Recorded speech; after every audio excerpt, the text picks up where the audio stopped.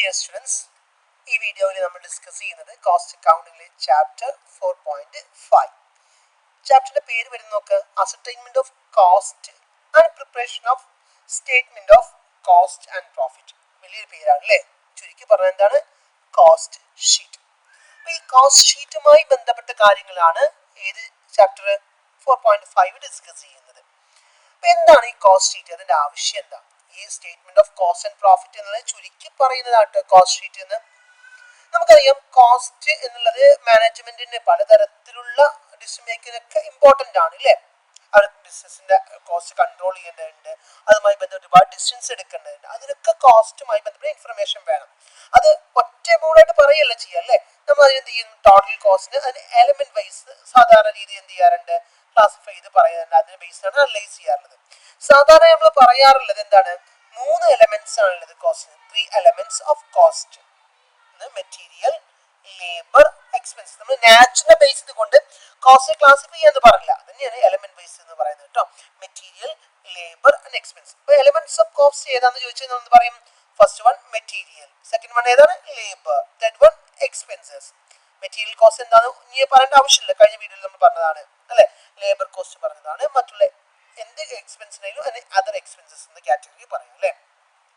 കഴിഞ്ഞ വീഡിയോയിൽ നമ്മൾ നോക്കിയിട്ടുണ്ടായിരുന്നു ക്ലാസിഫിക്കേഷൻ ഓഫ് കോസ്റ്റ്. അപ്പൊ അതിൽ പറഞ്ഞതാണ് മെറ്റീരിയൽ എന്നുള്ളതിന് തന്നെ എന്താണ്? ഡയറക്റ്റ് മെറ്റീരിയൽ ഉണ്ട്, ഇൻഡയറക്റ്റ് മെറ്റീരിയൽ ഉണ്ട് അല്ലെ? Direct material, indirect material. ഞാൻ എക്സാമ്പിൾ പറയാന്നുണ്ടെങ്കിൽ, ഒരു ഫർണിച്ചർ ഉണ്ടാക്കുക, ചെയർ ഉണ്ടാക്കുകയാണെങ്കിൽ അതിനുവേണ്ടി വുഡ് ഉണ്ടാവും അല്ലെ? ആ വുഡ് നമുക്ക് എന്ത് ചെയ്യാം? അത് നേരിട്ട് കാണാൻ പറ്റുന്നത് ഡയറക്റ്റ് ആണ്. എന്നാൽ അതേസമയം അവിടെ ഒരു കോട്ടൺ വേസ്റ്റ് ഒക്കെ, തുണികളൊക്കെ ഉപയോഗിക്കും എന്തിനു വേണ്ടിയിട്ട്? ഈ പെയിന്റ് ഒക്കെ ചെയ്യുന്ന സമയത്ത് എക്സ് ആവുന്നതിന് അല്ലെങ്കിൽ പരന്നു പോകുന്നതൊക്കെ തുടക്കാനോ അത് കൈ വൃത്തിയാക്കാനോ അങ്ങനെ കാര്യങ്ങൾക്കൊക്കെ എന്ത് ചെയ്യാറുണ്ട്? അവർ തുണിയൊക്കെ ഉപയോഗിക്കുന്നുണ്ടാവും, അല്ലെങ്കിൽ കോട്ടൺ വേസ്റ്റ് ഒക്കെ ഉപയോഗിക്കാറുണ്ട്. അപ്പൊ ഇങ്ങനെ ഉപയോഗിക്കുന്ന സാധനങ്ങളൊക്കെ നമുക്ക് മെറ്റീരിയൽ ആണ്, ഡയറക്റ്റ് ആണോ? അല്ല അല്ലെ? ഇൻഡയറക്റ്റ് ആണ്. മനസ്സിലായല്ലോ? അപ്പൊ ഡയറക്റ്റ് ഉണ്ടാവും, ഇൻഡയറക്റ്റ് ഉണ്ടാവും. ഇനി ലേബേഴ്സിനും ഉണ്ടാവും ഏത്? Direct, indirect.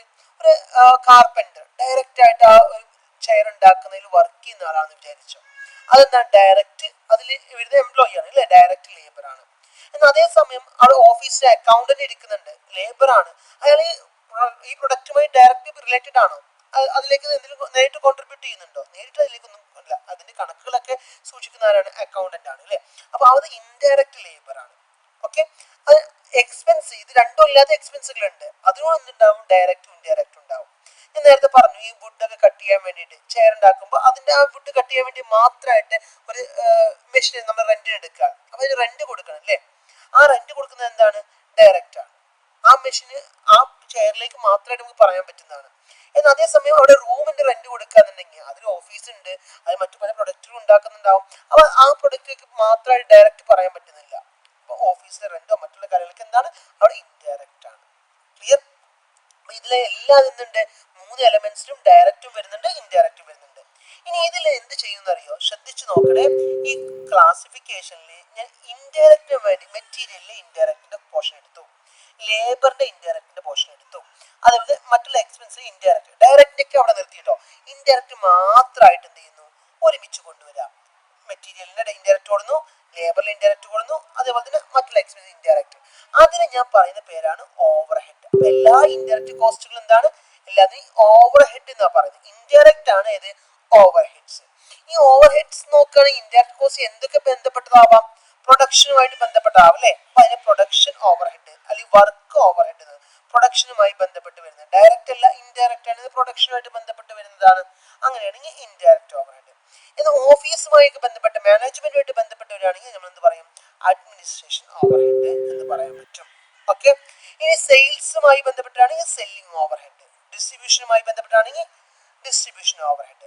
അങ്ങനെയാണ് ഇതിനെ ക്ലാസിഫൈ ചെയ്യുന്നത്. നിങ്ങൾ നോക്കട്ടോ, പ്രത്യേകം ശ്രദ്ധിക്കുക. ഇൻഡയറക്റ്റ് മാത്രമാണ് ഏത്? Over head. ഈ ഓവർ ഹെഡിന് തന്നെ പല ഏതുമായി ബന്ധപ്പെട്ടാണോ? പ്രൊഡക്ഷനുമായിട്ട് ബന്ധപ്പെട്ടാണ് ഓവർ ഹെഡ് ആണ് പ്രൊഡക്ഷൻ ഓവർ ഹെഡ്. അതിന് തന്നെ മറ്റൊരു പേരാണ് എന്ത് പറയുന്നത്? വർക്ക് ഓവർ ഹെഡ് എന്ന് പറയാറുണ്ട്. ഓഫീസ് മാനേജ്മെന്റ് ഒക്കെ ആയി ബന്ധപ്പെട്ട് വരികയാണെങ്കിൽ അഡ്മിനിസ്ട്രേഷൻ ഓവർ ഹെഡ്. ഇനി സെല്ലിംഗ് ഒക്കെ ആയി ബന്ധപ്പെട്ട് വരികയാണെങ്കിൽ എന്താണ്? Selling over head. ഇനി ഡിസ്ട്രിബ്യൂഷനുമായിട്ട് ബന്ധപ്പെട്ട് വരികയാണെങ്കിൽ ഡിസ്ട്രിബ്യൂഷൻ ഓവർ ഹെഡ് കേട്ടോ. ഇതാണ് ഇവിടെ ഡിസ്കസ് ചെയ്യുന്ന കാര്യം. ഇനി മറ്റൊരു കാര്യം നോക്കാനുള്ളത്, ഇനി ഓരോന്നും ഇത് പറയുന്നില്ല കേട്ടോ. ഡയറക്റ്റ് മെറ്റീരിയൽ, ഇൻഡയറക്റ്റ് മെറ്റീരിയൽ, ഇതൊന്ന് ജസ്റ്റ് റീഡ് ചെയ്താൽ മതി. ഇവിടെ അടുത്തതായിട്ട് നമ്മൾ കോസ്റ്റ് ഷീറ്റ് എന്താണെന്നുള്ളതാണ് പറയുന്നത്. കോസ്റ്റ് ഷീറ്റ്, എന്താ കോസ്റ്റ് ഷീറ്റ് എന്ന് പറഞ്ഞാൽ also referred statement of cost. അതിന് പറയുന്ന മറ്റു പേരെന്താണ്? സ്റ്റേറ്റ്മെന്റ് ഓഫ് കോസ്റ്റ് എന്ന് പറയുന്നുണ്ട്. സ്റ്റേറ്റ്മെന്റ് ഓഫ് കോസ്റ്റ് നേരത്തെ ഹെഡിങ്ങിൽ നമ്മൾ പറഞ്ഞു അല്ലേ. ഇവിടെ നോക്കാം, ഹെഡിങ്ങിൽ അതിന്റെ പേര് നോക്കുക, statement of cost and profit എന്നാണ്. അപ്പൊ ഇത് statement of cost and profit, cost sheet എന്ന് പറഞ്ഞു, സ്റ്റേറ്റ്മെന്റ് ഓഫ് കോസ്റ്റ്, ഇതൊക്കെ എന്താണ്? ഇതെല്ലാം നമ്മൾ കോസ്റ്റ് ഷീറ്റിന് പറയുന്ന പേര് തന്നെയാണ് കേട്ടോ. ഇനി എന്താ അതുകൊണ്ട് ഉദ്ദേശിക്കുന്നത്? ഇറ്റ്സ് എ സ്റ്റേറ്റ്മെന്റ്, ഒരു സ്റ്റേറ്റ്മെന്റ് ആണ്, ഒരു അക്കൗണ്ട് ഒന്നും അല്ല കേട്ടോ, സ്റ്റേറ്റ്മെന്റ് ആണ്. That shows various components of a total cost. ഒരു പ്രൊഡക്റ്റിന് പറയാ 100 രൂപ വന്നു എന്ന്, ടോട്ടൽ 100 രൂപ ചെലവായി എന്ന് പറയുകയാണ്. ആ 100 രൂപ ഏതൊക്കെ രീതിയിലാണ് ചെലവായി, ഏതൊക്കെ എലമെന്റിലേക്കാണ് ചെലവായത്, അതാണ് ഏത് പറയുന്നത്? കോസ്റ്റ് ഷീറ്റിൽ പറയുന്നത് കേട്ടോ. ഒരു പ്രൊഡക്റ്റിനുള്ള ടോട്ടൽ കോസ്റ്റിന്റെ വേരിയസ് കോമ്പണന്റ്സ്, അതിന്റെ എലമെന്റ്സ് ഏതൊക്കെയാ, അത് പറയുന്നതാണ് ഇത് കോസ്റ്റ് ഷീറ്റ് എന്ന് പറയുന്നത്. The selling price can be reduced for a product based on the cost sheet. ഒരു കോസ്റ്റ് ഷീറ്റ് നിങ്ങളുടെ മുന്നിൽ ഉണ്ടെങ്കിൽ എന്ത് ചെയ്യാം, അതിന് എത്രയായിരിക്കും സെല്ലിംഗ് പ്രൈസ് എന്നുള്ളത് നമുക്ക് കൃത്യമായിട്ട് പറയാൻ പറ്റും. എന്താ, എനിക്ക് 100 രൂപ ചെലവ് വന്നു, ഞാൻ പറയാം എനിക്ക് 30 രൂപ പ്രോഫിറ്റ് കൂടി വേണം. അപ്പോൾ 30 ആഡ് ചെയ്ത് എന്ത് കിട്ടി? 130 രൂപ അതിന്റെ സെല്ലിംഗ് പ്രൈസ് കിട്ടിയില്ലേ. അപ്പോൾ കോസ്റ്റ് ഷീറ്റ് ഉണ്ടാക്കുന്ന സമയത്ത് ടോട്ടൽ കോസ്റ്റ് എത്രയാണോ വരുന്നത് അതിലേക്ക് നമ്മുടെ ഡിസൈഡ് പ്രോഫിറ്റ് ആഡ് ചെയ്യുന്നു. നമുക്ക് ഏത് കിട്ടും? സെല്ലിംഗ് പ്രൈസ് കൃത്യമായിട്ട് കിട്ടും. ഇതാണ് ചിലപ്പം ഈ സെല്ലിംഗ് പ്രൈസ് കൃത്യമായിട്ട് കാണാനും അല്ലെങ്കിൽ സെല്ലിംഗ് പ്രൈസ് അറിയാതെ പ്രോഫിറ്റ് കാണാനൊക്കെ ഏത് ചെയ്യാറുണ്ട്? കോസ്റ്റ് ഷീറ്റ് ചെയ്യാറുണ്ട് കേട്ടോ. അപ്പൊ ഇതിനെ പറ്റി കൂടുതലൊന്നും പറയുന്നില്ല, അതിന്റെ അഡ്വാൻറ്റേജുകളൊക്കെ പറയുന്നുണ്ട്. അപ്പൊ കോസ്റ്റ് ഷീറ്റ് ഉണ്ടാക്കുന്ന സമയത്ത് അതിന്റെ ഒരു മോഡൽ ടെക്സ്റ്റ് തന്നിട്ടുണ്ട്. ഇതിന്റെ ഒരു ഷോർട്ട് ഫോർമാറ്റ് ഞാൻ നിങ്ങൾക്ക് ഒന്ന് കാണിച്ചു തരാം കേട്ടോ. കോസ്റ്റ് ഷീറ്റിന്റെ അതിന് ഒരു ഷോർട്ട് ആണ്, നമുക്ക് അതിന് എലാബറേറ്റ് ആയിട്ട് ഫുള്ളുള്ള വേർഷനിലേക്ക് പോകും. ഇതിന് ഏറ്റവും ചുരുങ്ങിയൊരു രൂപമാണ് ഇത് ഈ പറയുന്ന കോസ്റ്റ് ഷീറ്റ്. അപ്പൊ കോസ്റ്റ് ഷീറ്റില് ആദ്യം തന്നെ ഒരു പർട്ടിക്കുലേഴ്സ് കോളം കൊടുത്തിട്ടുണ്ട് കേട്ടോ. ശ്രദ്ധിക്കണേ, പർട്ടിക്കുലേഴ്സ് കോളം കൊടുത്തിട്ടുണ്ട്.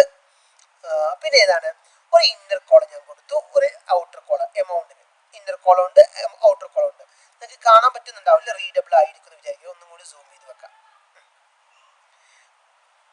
നിങ്ങൾ ആദ്യം എടുക്കേണ്ടത്, ഞാൻ നിങ്ങളോട് ചെറിയൊരു കഥ പറയുന്ന പോലെ, നമുക്ക് കുറച്ച് പ്രൈമറി നീഡ്സ് ഉണ്ട്. പ്രൈമറി ഒരു പ്രൊഡക്റ്റ് ആവശ്യം, കുറച്ച് മെറ്റീരിയൽ വേണം, അതിന് വേണ്ട പണിക്കാരെയും അതിന് വേണ്ട മെഷീൻസ് ഒക്കെ വാടകയ്ക്ക് എടുക്കണം കേട്ടോ. അതാണ് നമ്മൾ ആദ്യം അതുമായി സംഘടിപ്പിക്കുന്നത്. അപ്പൊ ആദ്യം വരുന്നത് എന്താണ്? അതിന് മെറ്റീരിയൽ, ഡയറക്റ്റ് മെറ്റീരിയൽ കേട്ടോ. ഫസ്റ്റ് അതിന് വേണ്ട ഡയറക്റ്റ് മെറ്റീരിയൽ, ആദ്യത്തെ ഹെഡിങ് മറക്കണ്ട. ഞാൻ എൻ്റെ പ്രൊഡക്റ്റിന് ആവശ്യമായ മെറ്റീരിയൽസ്, ഡയറക്റ്റ് മെറ്റീരിയൽ ഒക്കെ ഡയറക്റ്റ് ആയിട്ട് അവിടെ. അപ്പൊ അതിനൊക്കെ നേരിട്ട് പണിയെടുക്കാൻ വേണ്ടിയുള്ള ഡയറക്റ്റ് ലേബേഴ്സിനെ സംഘടിപ്പിച്ചു കേട്ടോ. ഇനി എന്താ വേണ്ടത്? അതിനു വേണ്ടി മറ്റുള്ള എക്സ്പെൻസുകൾ, ഡയറക്റ്റ് എക്സ്പെൻസുകളൊക്കെ ഉണ്ടെങ്കിൽ ഒക്കെ ഡയറക്റ്റ്, എല്ലാം ഡയറക്റ്റ്. ഞാൻ ഇവിടെ പറയുന്നു, ഏറ്റവും ഷോർട്ടായിട്ടാണ് പറയുന്നത്, അതൊന്ന് ഓർത്ത് വെക്കുക. ആദ്യത്തെ ടോപ്പ് ഫസ്റ്റ് കാറ്റഗറിയിൽ എന്താ വരുന്നത്? ഡയറക്റ്റ് ആണ്. ഓക്കെ, ആദ്യം മെറ്റീരിയൽ, പിന്നെ ലേബർ, പിന്നെ എക്സ്പെൻസ് കേട്ടോ. ഈ മെറ്റീരിയൽ എന്താണ്? റോ മെറ്റീരിയൽസ് അങ്ങനെ വിചാരിച്ചോ, മെറ്റീരിയൽ. അപ്പൊ നമ്മുടെ കയ്യിൽ ചിലപ്പോൾ ഒരു വർഷം തുടങ്ങുമ്പോൾ കുറച്ച് സ്റ്റോക്ക് ഉണ്ടാവും. അപ്പൊ അത് ആദ്യം എടുക്കുക, ഓപ്പണിംഗ് സ്റ്റോക്ക്. ആ സ്റ്റോക്ക് മതിയാവാതെ ആവുമ്പോൾ നമ്മൾ എന്ത് ചെയ്യും? അതിലേക്ക് പർച്ചേസ് ചെയ്ത് കൂട്ടും, ആഡ് പർച്ചേസ് അതിലേക്ക് ആഡ് ചെയ്തു. പർച്ചേസ് ചെയ്യുമ്പോൾ വെറുതെ കിട്ടുന്നുണ്ടല്ല, അത് കൊണ്ടുവരാനുള്ള ചിലവുകളൊക്കെ ഉണ്ടാവും അല്ലേ, വണ്ടി പിടിച്ച് ഇങ്ങോട്ട് കൊണ്ടുവരൊക്കെ വേണ്ടേ. അപ്പൊ എക്സ്പെൻസ് ഉണ്ടാവും, expense directly related with purchase, carriage, inward പോലുള്ള കാര്യങ്ങൾ. എന്നിട്ട് അവസാനം നമ്മൾ ഉപയോഗിക്കാത്ത സാധനം ഉണ്ടാവും, ക്ലോസിംഗ് സ്റ്റോക്ക്. അത് നമ്മൾ ചിലവായിട്ടുണ്ടോ? ചിലവായിട്ടില്ലല്ലോ, അത് ചിലവാവാൻ നിൽക്കുന്നേ ഉള്ളൂ അല്ലേ. അപ്പൊ അത് കുറക്കണം, ക്ലോസിംഗ് സ്റ്റോക്ക് കുറക്കണം, ലെസ് ക്ലോസിംഗ് സ്റ്റോക്ക്. അപ്പൊ എന്താ മെറ്റീരിയൽ പറഞ്ഞത്? നമ്മുടെ കയ്യിലുള്ള ഓപ്പണിംഗ് സ്റ്റോക്ക്, അതിലേക്ക് പർച്ചേസ് ചെയ്ത സാധനം ആഡ് ചെയ്യുന്നു അല്ലേ, പർച്ചേസ് ചെയ്ത് ആഡ് ചെയ്യുന്നു. പർച്ചേസ് ചെയ്യുമ്പോൾ അതിലേക്ക് ഡയറക്റ്റ് ആയിട്ട് വരുന്ന ചിലവുകളെയും ആഡ് ചെയ്യുന്നു, ക്യാരേജ്, ഇൻവേർഡ് പോലുള്ള കാര്യങ്ങൾ ആഡ് ചെയ്യുന്നു. ഇനി അതിൽ നിന്ന് എന്ത് ചെയ്യുന്നുണ്ട്? ക്ലോസിംഗ് സ്റ്റോക്ക് വല്ലതുണ്ടെങ്കിൽ ലെസ് ചെയ്യുന്നു. അപ്പൊ ഇതാണ് നമുക്ക് മെറ്റീരിയൽ കൺസ്യൂംഡ് എന്ന് പറഞ്ഞത്. മെറ്റീരിയലിൽ എന്താണ്? Material consumed. ഞാൻ വെറുതെ ഒരു എക്സാമ്പിൾ പറയാം കേട്ടോ. എന്റെ കയ്യിൽ 10,000 രൂപയുടെ സ്റ്റോക്ക് ഉണ്ടായിരുന്നു എന്ന് വിചാരിക്കുക, ഓപ്പണിംഗ് സ്റ്റോക്ക്. ഞാൻ 20,000 രൂപയുടെ സാധനത്തിലേക്ക് പർച്ചേസ് ചെയ്തു. ആ പർച്ചേസ് ചെയ്യുന്ന സമയത്ത് 5,000 രൂപ എന്ത് ചെയ്യുന്നുണ്ട്? വണ്ടിക്കൂലിയൊക്കെ ആയിട്ട് ക്യാരേജ് ഇൻവേർഡ് വന്നിട്ടുണ്ട്. എന്റെ കയ്യിൽ ഏറ്റവും അവസാനം നോക്കുന്ന സമയത്ത് 15,000 രൂപയുടെ സ്റ്റോക്ക് ബാക്കിയുണ്ട്. 15,000 രൂപയുടെ സ്റ്റോക്ക് ഞാൻ എന്ത് ചെയ്യണം? ലെസ് ചെയ്യണം, കുറയ്ക്കണം. ഓക്കെ, അപ്പൊ ഇതിന്റെ കണക്ക് നോക്കുകയാണെങ്കിലോ 10,000 പ്ലസ് 20,000 30,000 അല്ലേ. 30,000 plus 5,000 it is 35,000. 35,000 minus 15,000 that is 20,000. അപ്പൊ ഇവിടെ മെറ്റീരിയൽ കൺസ്യൂംഡ് നമുക്ക് കിട്ടുന്നത് എത്രയാണ്? 20,000. 35,000 ആണ്, 35,000 15,000. അപ്പൊ ഇവിടെ മെറ്റീരിയൽ കൺസ്യൂംഡ് കിട്ടി 20,000 കേട്ടോ. മെറ്റീരിയൽ കൺസ്യൂംഡ് ഡൗട്ടില്ലല്ലോ. ഇനി അതിലേക്ക് വേണ്ട ലേബർ. ഏതാണ് ലേബേഴ്സിന് മാനേജറിന്റെ സാലറിക്ക് കൊടുക്കോ? ഇല്ല. ഡയറക്റ്റ് വേജസ് മാത്രം, ഡയറക്റ്റ് ആയിട്ട് വരുന്ന എംപ്ലോയീസിന് ഡയറക്റ്റ് വേജസ്. ഫോർ എക്സാമ്പിൾ ഞാൻ 3,000 എടുക്കുന്നെന്ന് വിചാരിക്കാം. 3,000 എനിക്ക് ഡയറക്റ്റ് ലേബേഴ്സിന് അത് ചാർജ് ചെയ്യുന്നുണ്ട്, ഡയറക്റ്റ് വേജസ്. ഓക്കെ. ഇനി എനിക്ക് എക്സ്പെൻസ് വരുന്നുണ്ട് കൂട്ടിക്കോ. എക്സ്പെൻസ് എന്താണ്? Direct expense. ഫോർ എക്സാമ്പിൾ ഞാൻ ഫർണിച്ചർ കടയാണെന്ന് വിചാരിക്കുക. ആ ഫർണിച്ചർ കടയിലേക്ക് എനിക്ക് നേരത്തെ പറഞ്ഞ കട്ട് ചെയ്യാൻ ആവശ്യമുള്ള മെഷീൻ എന്റെ കയ്യിലുള്ള വാടകയ്ക്ക് എടുക്കണം. വാടക സ്റ്റോറൊക്കെ നമ്മുടെ നാട്ടിലുണ്ടല്ലോ. അപ്പൊ അതിന് എനിക്ക് 7,000 ചിലവായി എന്ന് വിചാരിക്കുക, ആ വാടക മാത്രമായിട്ട്. അപ്പൊ 7,000 എക്സ്പെൻസ് ആണ്.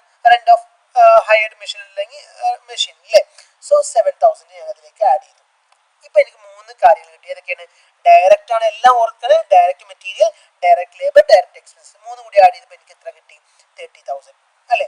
30,000 ഇവിടെ എനിക്ക് കിട്ടിയിട്ടുണ്ട്. 30,000. ഈ 30,000 ആണ് പ്രൈം കോസ്റ്റ്. പ്രൈം കോസ്റ്റ് മറക്കല്ലേ. പ്രൈം കോസ്റ്റ് ഏതാണ്? Direct material, direct labour, direct expense. Direct material plus direct labour plus direct expenses. It is prime cost. Clear? എക്സാമിന് പലപ്പോഴും ഇത് ആവശ്യം ഉണ്ടാവും കേട്ടോ. ഞാൻ ഓൾറെഡി ഇതിന്റെ പ്രോബ്ലംസ് ഒക്കെ നിങ്ങൾക്ക് ഓൾറെഡി ഷെയർ ചെയ്തിട്ടുണ്ടായിരുന്നു. പ്ലസ് ഒന്നും കൂടി നമ്മൾ റിവൈസ് ചെയ്യാന്ന് മാത്രം കേട്ടോ. ഇനി ഈ പ്രൈം കോസ്റ്റ് കഴിഞ്ഞാൽ ഈ സാധനമൊക്കെ എന്റെ കയ്യിലുണ്ട് ഇല്ലേ. ഞാൻ നേരെ ഫാക്ടറിയിലേക്കാണ് പോകുന്നത്. ഫാക്ടറിയിലേക്ക് പോകുന്ന സമയത്ത് ശ്രദ്ധിക്കണേ, ആ ഫാക്ടറിയുമായി ബന്ധപ്പെട്ട് ഒരുപാട് ചെലവുകൾ ഉണ്ടാവും. അതിന്റെ ഫാക്ടറി ഓവർ ഹെഡ്സ് എന്ന് പറയുന്നത്. Factory overheads. ഫാക്ടറി ഓവർ ഹെഡ്സിൽ ഞാൻ പറയുമ്പോൾ എക്സാമ്പിൾ വേണമെങ്കിൽ പറഞ്ഞു കേട്ടോ. ഫാക്ടറി ഓവർ ഹെഡ്സിന് കുറച്ച് എക്സാമ്പിൾ നോക്കാം. ഇൻഡയറക്റ്റ് മെറ്റീരിയലുകൾ, ഇൻഡയറക്റ്റ് വേജ്, ലൂസ് ടൂൾസ്, അതായത് ഫാക്ടറിയിൽ ഉപയോഗിക്കുന്ന സാധനങ്ങൾ, factory lighting, fitting, power and fuel, repairs and maintenance, factory insurance. ഫാക്ടറിയായിട്ട് ബന്ധപ്പെട്ടത് ചെലവുകൾ കേട്ടോ. ചുരുക്കി പറഞ്ഞു കഴിഞ്ഞാൽ അങ്ങനെ വലിയ ചെലവുകളൊക്കെ. അതിൽ ഡിപ്രീസിയേഷൻ നോക്കണം. Depreciation of plant and machinery. ഇവിടെ ഡിപ്രീസിയേഷൻ ചെയ്താൽ ഫാക്ടറിയിൽ ഉപയോഗിക്കുന്ന സാധനങ്ങളുടെ കേട്ടോ. പ്ലാന്റും മെഷീനറിക്ക് ഫാക്ടറിയിൽ ഉപയോഗിക്കുന്നതിന്റെ എല്ലാ ഡിപ്രീസിയേഷനും കൂടി എടുക്കരുത്. അപ്പൊ ഫാക്ടറിയിലേക്ക് വരുന്ന ചെലവുകളൊക്കെ എന്ന് പറഞ്ഞാൽ ഫാക്ടറി ഓവർ ഹെഡ്. ഇതൊക്കെ ഓവർ ഹെഡ് ആണ്, ഇൻഡയറക്റ്റ് ആട്ടോ, ഡയറക്റ്റ് അല്ല. മെറ്റീരിയൽ ഡയറക്റ്റ് ആണെങ്കിൽ അവിടെ വന്നു, പ്രൈം കോസ്റ്റിനുള്ളിൽ വന്നു അല്ലേ. ഇൻഡയറക്റ്റ് വേജസ് ഇവിടെ വരുന്നത് ഇൻഡയറക്റ്റ് ആണ്. വേജസ് മാത്രമല്ല, ഇൻഡയറക്റ്റ് ആണ്. അപ്പൊ ഇതൊക്കെ ഫാക്ടറിയുമായിട്ട് ബന്ധപ്പെട്ട് വരുന്ന ചെലവുകളെ നമ്മൾ എവിടെ എടുത്തു? ഈ പറയുന്ന ഫാക്ടറി ഓവർ ഹെഡ് അണ്ടറിൽ എടുത്തു കേട്ടോ. യെസ്.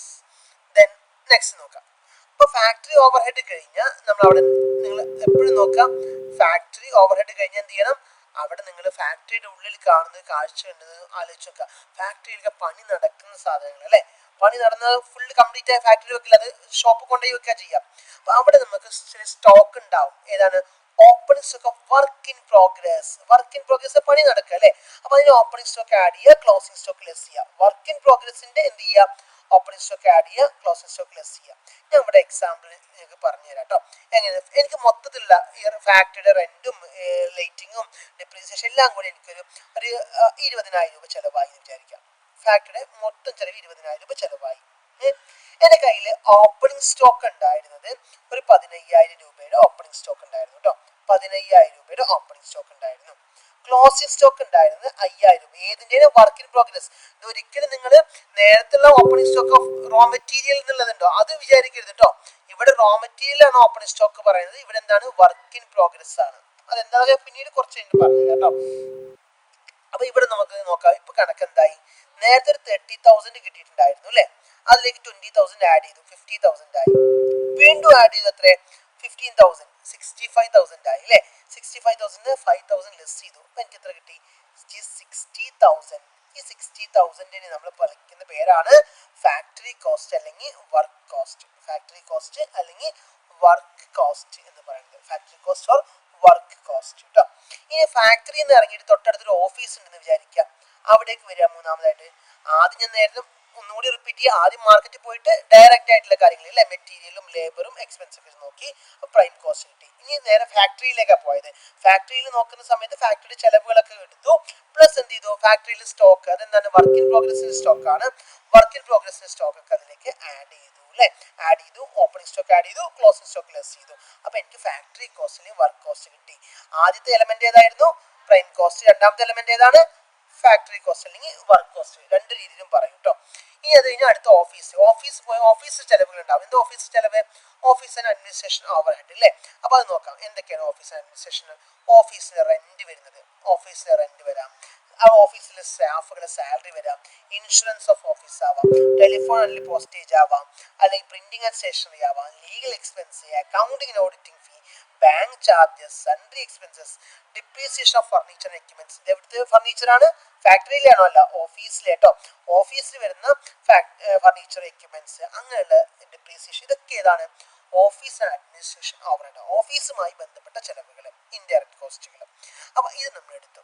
ഇപ്പൊ എക്സാമ്പിൾ ഞാൻ വെറുതെ ഒരു എമൗണ്ട് അതിലേക്ക് കൊടുക്കുക കേട്ടോ. ഇപ്പൊ സേ എക്സാമ്പിൾ ഒരു 30,000 ആണ് ഇത് വരുന്നത്. ഓഫീസ് ആൻഡ് അഡ്മിനിസ്ട്രേഷൻ എക്സ്പെൻസ് 30,000 ആണെന്ന് വിചാരിച്ചോളാം. ഓക്കെ, അപ്പൊ എനിക്ക് നേരത്തെ ഇത് കിട്ടിയിട്ടുണ്ട് 60,000 ഫാക്ടറി കോസ്റ്റ് കിട്ടിയിട്ടുണ്ട് അല്ലേ. അതിലേക്ക് ഞാൻ എന്ത് ചെയ്തു? ഈ 30,000 കൂടി ആഡ് ചെയ്തു. അപ്പൊ എനിക്ക് എത്ര കിട്ടുന്നത്? 90,000 കിട്ടി. എന്താ നേരത്തെ ഞാൻ ഒരു ഓപ്പണിംഗ് സ്റ്റോക്ക് ഒക്കെ ആഡ് ചെയ്തില്ലേ, ക്ലോസിംഗ് സ്റ്റോക്ക് ലെസ് ചെയ്തില്ലേ. ഓഫീസിൽ എന്താ ആഡ് ചെയ്യാൻ ലെസ് ചെയ്യാൻ? ഓഫീസിൽ ആരും സ്റ്റോക്ക് കൊണ്ടുപോയി വെക്കാറില്ല. ഏതെങ്കിലും ഓഫീസ് കൊണ്ടുപോയിട്ട് അതിന്റെ ഫർണിച്ചർ ഒക്കെ ആണെങ്കിൽ അത് മുഴുവൻ അവിടെ സ്റ്റോക്ക് ചെയ്ത് വെക്കാറുണ്ടോ? ഓഫീസിൽ സ്റ്റോക്ക് അഡ്ജസ്റ്റ്മെന്റ് ഇല്ല കേട്ടോ. ഓഫീസിൽ സ്റ്റോക്കിന്റെ കാര്യങ്ങളൊന്നും ഇല്ല. ഓഫീസിന്റെ പുറത്ത് അതൊക്കെ ഉണ്ടാവുള്ളൂ. അപ്പോൾ ഓഫീസിലുള്ളത് ഏത് മാത്രമേ ഉള്ളൂ? അതിന്റെ ചെലവുകൾ അല്ലേ. 30,000 ആഡ് ചെയ്തു, അപ്പോൾ 90,000 കിട്ടി. ഇതാണ് ഇത് കോസ്റ്റ് ഓഫ് പ്രൊഡക്ഷൻ. ഏതൊക്കെയായി? ആദ്യം പ്രൈം കോസ്റ്റ് ആണ് പറഞ്ഞത്, രണ്ടാമത് ഏതാ പറഞ്ഞത്? ഫാക്ടറി കോസ്റ്റ് ആണ് പറഞ്ഞത്, അതിന് വർക്ക് കോസ്റ്റ് എന്ന് പറയും. അത് കഴിഞ്ഞിട്ട് എന്താണ്? കോസ്റ്റ് ഓഫ് പ്രൊഡക്ഷൻ കേട്ടോ. കോസ്റ്റ് ഓഫ് പ്രൊഡക്ഷൻ ആണ് മൂന്നാമത് പറഞ്ഞത്. ഇനി ഫാക്ടറിയിൽ നിന്ന് ഇറങ്ങിയിട്ട് തൊട്ടടുത്ത് കുറച്ച് സ്റ്റോക്കുള്ള സ്ഥലങ്ങളുണ്ട്, അവിടേക്ക് നമ്മൾ പോവാണ്. അവിടെ ഏത് സ്റ്റോക്കാണുള്ളത്? എല്ലാ പണിയും കഴിഞ്ഞ സ്റ്റോക്ക്, ഫിനിഷ്ഡ് ഗുഡ്സ്. അതിന്റെ ഓപ്പണിംഗ് സ്റ്റോക്ക് നമ്മൾ ആഡ് ചെയ്യുന്നു, ക്ലോസിംഗ് സ്റ്റോക്ക് ലെസ് ചെയ്യുന്നു. ഓപ്പണിംഗ് സ്റ്റോക്ക് ആഡ് ചെയ്യുന്നു, ക്ലോസിംഗ് സ്റ്റോക്ക് ലെസ് ചെയ്യുന്നു. എല്ലായിടത്തും ഓപ്പണിംഗ് സ്റ്റോക്ക് ആഡ് ചെയ്യലും ക്ലോസിംഗ് സ്റ്റോക്ക് എന്താണ്? ലെസ് ചെയ്യലും കേട്ടോ. അപ്പൊ അതൊരു എക്സാമ്പിൾ ഞാൻ പറയാം. ഇവിടെ 20,000 എന്നുണ്ട് ഓപ്പണിംഗ് സ്റ്റോക്ക് ഉണ്ട്, ആഡ് ചെയ്തു. 10,000 ക്ലോസിംഗ് സ്റ്റോക്ക് ഉണ്ട്, അത് ലെസ് ചെയ്തു. ഓക്കെ, അപ്പൊ എനിക്ക് എത്ര കിട്ടി? 90,000 plus 20,000. 90,000 plus 20,000 is 1,10,000. Minus 10,000 it is 1 lakh അല്ലേ. 1 lakh എനിക്ക് എന്താണ്? Cost of goods sold. നാലാമത്തെ എലമെന്റ്. ആദ്യതാണ് പ്രൈം കോസ്റ്റ്, രണ്ടാമത് ഏതാണ്? ഫാക്ടറി കോസ്റ്റ്, മൂന്നാമത് എന്താണ്? കോസ്റ്റ് ഓഫ് പ്രൊഡക്ഷൻ, നാലാമത് കോസ്റ്റ് ഓഫ് ഗുഡ്സ് സോൾഡ് കേട്ടോ. Cost of goods sold. ഇനി അടുത്തത് എന്താ? അടുത്തത് ഈ സാധനങ്ങൾ ചെലവ് മാത്രമല്ല, ഇത് വിൽക്കണ്ടല്ല. അപ്പൊ സെല്ലിങ്ങും ഡിസ്ട്രിബ്യൂഷനും വരും. സെല്ലിംഗ് ആൻഡ് ഡിസ്ട്രിബ്യൂഷനുമായി ബന്ധപ്പെട്ട് ഓവർ ഹെഡ്സ് ഉണ്ടാവും, ചെലവുകൾ. എക്സാമ്പിൾ നമുക്ക് നോക്കാം. ഇവിടെ എക്സാമ്പിൾ ഈ നോട്ടിഫിക്കേഷൻ ഇടയ്ക്കിടയ്ക്ക് വരുന്നുണ്ട്, സോറി. സെല്ലിംഗ് ആൻഡ് ഡിസ്ട്രിബ്യൂഷൻ ഓവർ ഹെഡിൽ വരികയാണെന്നുണ്ടെങ്കിൽ സെയിൽസുമായി ബന്ധപ്പെട്ട്, സെയിൽസ് ഷോറൂം ഉണ്ട്, ഷോറൂമിന്റെ റെന്റ്, സെയിൽസ്മാന്റെ സാലറി അല്ലെ, അവരുടെ commission, carriage outward. Carriage inward വരില്ല. ക്യാരേജ് ഇൻവേർഡ് എന്താ? ഫാക്ടറിയിലേക്ക് എത്തിക്കാനുള്ള ചെലവ് അല്ലേ. ക്യാരേജ് ഔട്ട്വേർഡ് ആണ് സാധനം ഇവിടുന്ന് പുറത്തേക്ക് പോകാൻ. അഡ്വർടൈസ്മെന്റ്, ട്രാവലിംഗ് എക്സ്പെൻസ്, സെയിൽസുമായി ട്രാവലിംഗ് ഉണ്ടാവും, സാമ്പിൾ ഗിഫ്റ്റ്, ഫ്രീ ഗിഫ്റ്റ് അങ്ങനെയൊക്കെ കൊടുക്കുകയെന്നുണ്ടെങ്കിൽ, maintenance charges of delivery van, depreciation of delivery van. അപ്പൊ ഇങ്ങനെയുള്ള വരുന്നത് ഈ സെല്ലിങ്ങോ ഡിസ്ട്രിബ്യൂഷനുമായിട്ട് ബന്ധപ്പെട്ട ചെലവുകളൊക്കെ എന്താണ്? സെല്ലിംഗ് ആൻഡ് ഡിസ്ട്രിബ്യൂഷൻ ഓവർ ഹെഡിന്റെ അണ്ടറിലാണ് വരുന്നത് കേട്ടോ. അപ്പൊ അങ്ങനെയുള്ള ചെലവുകളൊക്കെ എക്സാമ്പിൾ ഞാൻ ഇവിടെ പറയാം. എനിക്ക് ടോട്ടൽ ഒരു 20,000 എന്ത് ചെയ്യുന്നുണ്ട്? സെല്ലിംഗ് ആൻഡ് ഡിസ്ട്രിബ്യൂഷൻ ചെലവ് വരുന്നുണ്ട് 20,000. ആ 20,000 ഞാൻ ഇതിലേക്ക് ആഡ് ചെയ്തു. നേരത്തെ 1 lakh ആണ് ഏത്? കോസ്റ്റ് ഓഫ് ഗുഡ്സ് സോൾഡ് കിട്ടിയത്.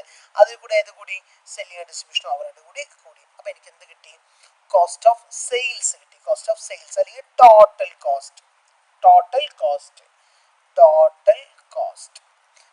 എത്രയായി? ഇപ്പൊ 1 lakh plus 20,000, 1,20,000. ഇനി എനിക്കൊരു 30,000 പ്രോഫിറ്റ് കൂടി വേണം വിചാരിക്കുക. അപ്പൊ 30,000 ഞാൻ അതിലേക്ക് ആഡ് ചെയ്തു. ഇനി എനിക്ക് എത്രയാണ്? സെയിൽസ് എത്രയാണ്? 1,50,000. Selling price 1,50,000. ക്ലിയർ ആണോ? അപ്പൊ ഇതാണ് ടോട്ടൽ വരുന്നത്. ചിലപ്പോൾ നമ്മൾ ക്വസ്റ്റ്യനിൽ എന്ത് തരില്ല? ഈ പ്രോഫിറ്റ് തരില്ല. നിങ്ങളോട് പറയും സെയിൽസ് എത്രയാണ്? 1,50,000 ആണ്. അപ്പൊ ഏതായിരിക്കും പ്രോഫിറ്റ്? പ്രോഫിറ്റ് ചെയ്താൽ തമ്മിൽ ഡിഫറൻസ് 1,20,000 1,50,000 തമ്മിൽ ഡിഫറൻസ് എത്രയാണ്? 20,000. സോറി 30,000. 30 അല്ലേ? 30,000. ആ 30,000 ആണ് അവിടെ വരുന്ന പ്രോഫിറ്റ്. ക്ലിയർ? ഇത്രയേ ഉള്ളൂ ഏത്? കോസ്റ്റ് ഷീറ്റ് കേട്ടോ. അപ്പൊ ഇതിന്റെ പ്രോബ്ലംസ് ഒക്കെ ഓൾറെഡി നിങ്ങൾക്ക് ഷെയർ ചെയ്തിട്ടുണ്ട്, അത് നിങ്ങൾ കാണുക. അതേപോലെ തന്നെ MCQസിന്റെ റിവിഷൻ വീഡിയോസ് ഒക്കെ ഉണ്ട്, അതൊക്കെ ഒന്ന് ജസ്റ്റ് ഒന്ന് റീഡ് ചെയ്യുക കേട്ടോ. ഇനി എന്തെങ്കിലും ഡൗട്ടിലുണ്ടെങ്കിൽ കോൺടാക്ട് ചെയ്ത് ക്ലിയർ ചെയ്യുക. ക്ലിയർ? ഓക്കെ.